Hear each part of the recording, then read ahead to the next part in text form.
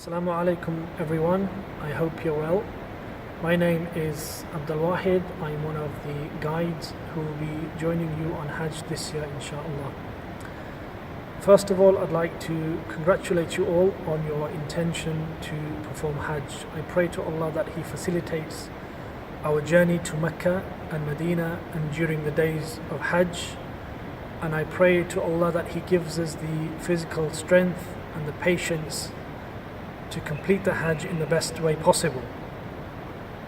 As part of the tutorial videos that we're making, I'm going to talk about the physical aspects of Hajj, and I'm going to split this video into two parts. The first will deal with the physical demands of Hajj, and the second, the physical preparation. Often what happens once people make their intention, they'll book for Hajj, and then a few weeks prior to their departure, they'll start to read upon the rituals of Hajj, they'll start to memorize supplications and get themselves ready spiritually. Now that's all important, that's good, and that's why there's a separate video on the spiritual side. The one thing that's often neglected is the physical aspect, and maybe that's because there's not much information out there to inform people about the physicality of Hajj. So in this video, I'm going to highlight four things. The first will be the daily walk to the Haram for the prayers. The second, the Umrah. Third, Eid day, and the fourth is Jamarat. Beginning with the daily walk to the Haram. Now, alhamdulillah, our hotels are close by, but the Haram is a large complex. And if you were to walk to the Haram from the hotel and back again 5 times a day, that would equate to around 1 hour of walking minimum every day. Now, this may differ to what you typically do. Maybe you pray at home, maybe you drive to the masjid, maybe you pray at your workplace. So walking to the masjid 1 hour per day may be something new. So that's just something to bear in mind. The second thing is Umrah. Once we arrive into Mecca, we'll get our room keys, we'll settle into our rooms, we'll freshen up, and then the first thing we have to do is Umrah, because we'll be in a state of Ihram. Now, Umrah at this time of year should take around 2.5 to 3 hours at a comfortable pace, from the point of leaving the hotel to getting back to the hotel and completing all the rituals. This is manageable for most people, for all people, inshallah. But just bear in mind that we've been on a long journey. Maybe we've traveled through the night, we've been waiting for hours in Jeddah, we've been waiting on the buses. So this will add to the intensity of Umrah. The third thing is Eid day. Now, whilst the rest of the world, they're wearing nice clothes, they're enjoying nice food, for the Hujjaj, this is by far the toughest day. I won't go into the rituals and what we'll be doing on that day or any other day. Inshallah, day by day we'll be giving everybody an itinerary of what's going to happen and the rituals, etc.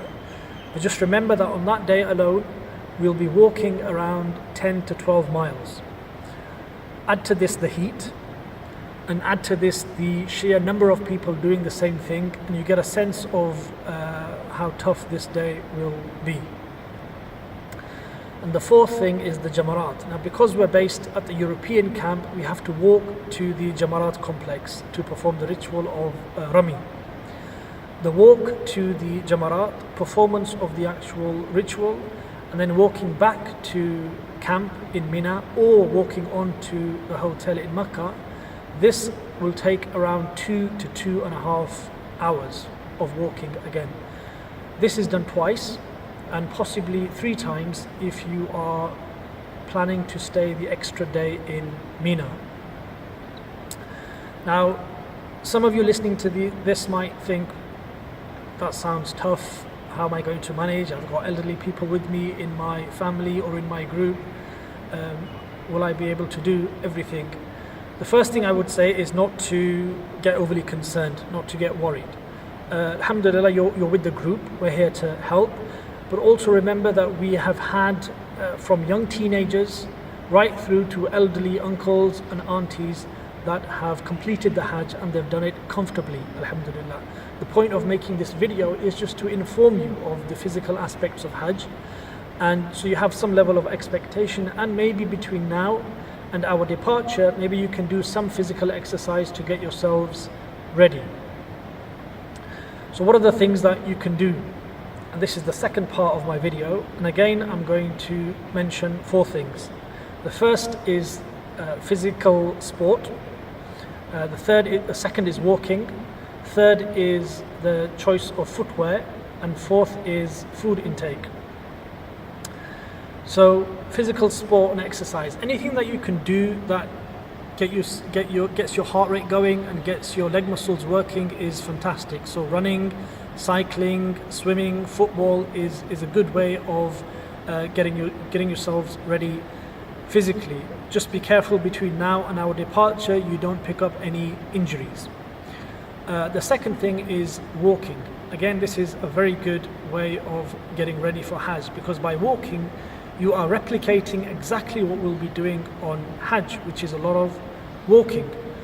The key thing with this is to do it on a regular basis and to build on what you've done. So for example, if you've walked for 30 minutes one day, the next day walk for 40 minutes and then 50 minutes and so on and so forth. So build on what you've done the previous day.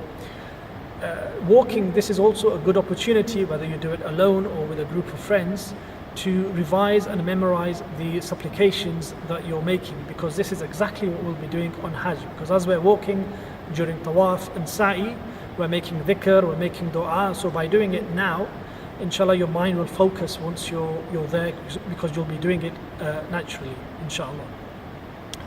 The other point I'll make about physical exercise is just to make your intention one that you are doing this act, this physical exercise, to get ready for Hajj, so you're able to perform Hajj in the best way possible. And inshallah, this intention will elevate your action from one to just being a habitual act to something where inshallah you'll get some reward for that very action. So every time you spin that pedal on that bike, or you place your foot on the ground, if you're running or you're walking, inshallah there'll be a reward for that.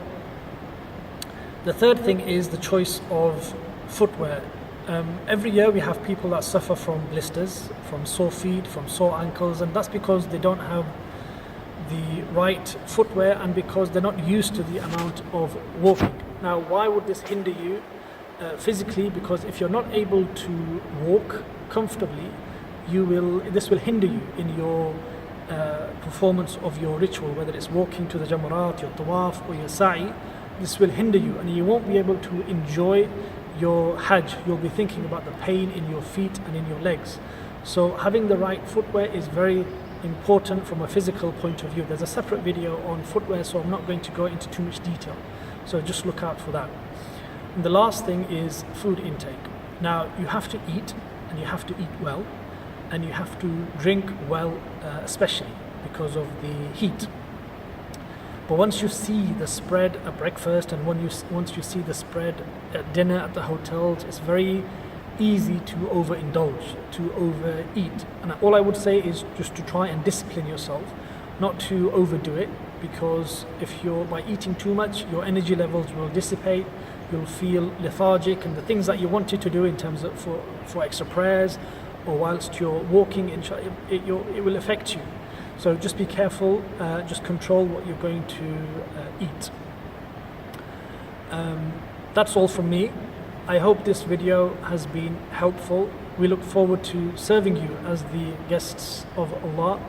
I pray to Allah that He gives us all the physical strength to perform the Hajj in the best way possible, that He accepts our ibadah, our dua, our supplications, and that He returns us to our homes pure and free of sin as the day our mothers gave birth to us. I look forward to meeting you in Mecca, if not before.